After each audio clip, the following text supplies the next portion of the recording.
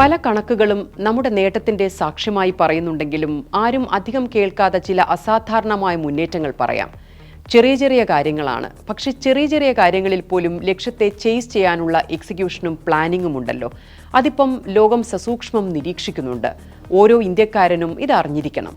നമ്മുടെ രാജ്യം സ്ഥാപിത വൈദ്യുത ശേഷിയിൽ 50% ഫോസിൽ ഫ്യൂവൽ അല്ലാത്ത ഓൾട്ടർനേറ്റ് എനർജി ഉപയോഗിക്കുന്നുവെന്ന ചരിത്രപരമായ നേട്ടം 2025 സ്വന്തമാക്കിയിരിക്കുന്നു.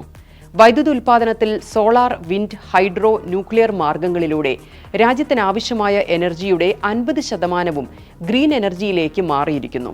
അതിന്റെ ബ്യൂട്ടി എന്താണെന്ന് വെച്ചാൽ 2030 രാജ്യം ഈ നേട്ടം ലക്ഷ്യമിട്ടിരുന്നതെങ്കിൽ 5 വർഷം മുന്നേ ആ ലക്ഷ്യം നേടിയിരിക്കുന്നു എന്നർത്ഥം.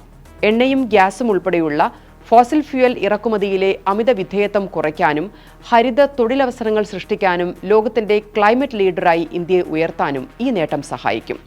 പല രാജ്യങ്ങളും ഫോസിൽ ഫ്യൂവലിൽ നിന്ന് ഗ്രീൻ എനർജിയിലേക്ക് മാറാൻ വലിയ ശ്രമം നടത്തുന്നുണ്ട്. പക്ഷേ നോൺ ഫോസിൽ എനർജിയുടെ കപ്പാസിറ്റിയുമായി ബന്ധപ്പെട്ട COP26 എന്നറിയപ്പെടുന്ന പാരീസ് എഗ്രിമെന്റ് നടപ്പാക്കുന്ന ആദ്യ G20 രാജ്യമായി ഇന്ത്യ മാറിയിരിക്കുകയാണ്. വിശാലമായ റിന്യൂവബിൾ എനർജി സോഴ്സുകളുള്ള ചെറിയ രാജ്യങ്ങൾക്ക് ഈ ലക്ഷ്യം എളുപ്പമായിരിക്കാം. പക്ഷേ ഇന്ത്യ പോലെ ഭീമമായ ഊർജാവശ്യങ്ങളുള്ള ഒരു വലിയ രാജ്യത്തിന്റെ ഈ നേട്ടം ചെറിയ കാര്യമല്ല. ഒരുപക്ഷെ അന്താരാഷ്ട്ര കാലാവസ്ഥ പ്രതിജ്ഞയെടുത്ത വലിയ എക്കണോമികളിൽ ഇന്ത്യ മാത്രമാകും ഇന്റർനാഷണൽ ക്ലൈമറ്റ് പ്ലെഡ്ജുകൾ ഇത്ര വേഗം പൂർത്തീകരിച്ചത്. അതും ലക്ഷ്യം വെച്ച വർഷത്തിനും 5 ആണ്ട് മുമ്പേ. കൂടിവരുന്ന ഊർജ ആവശ്യങ്ങളെല്ലാം തൃപ്തിപ്പെടുത്തിക്കൊണ്ടാണ് ഈ നേട്ടം കൈവരിച്ചത് എന്നത് മറ്റൊരു വസ്തുത. ഇതിലൊരു വൗ ഫാക്ടർ കൂടിയുണ്ട്. കഴിഞ്ഞ 10 വർഷം കൊണ്ട് രാജ്യത്തെ 1 കോടി വീടുകൾ സോളാർ എനർജിയിലൂടെ മിനി പവർ പ്ലാന്റുകളായി മാറിയിരിക്കുന്നു. അതായത് 10 ആണ്ടുകൊണ്ട് 40% വർധന.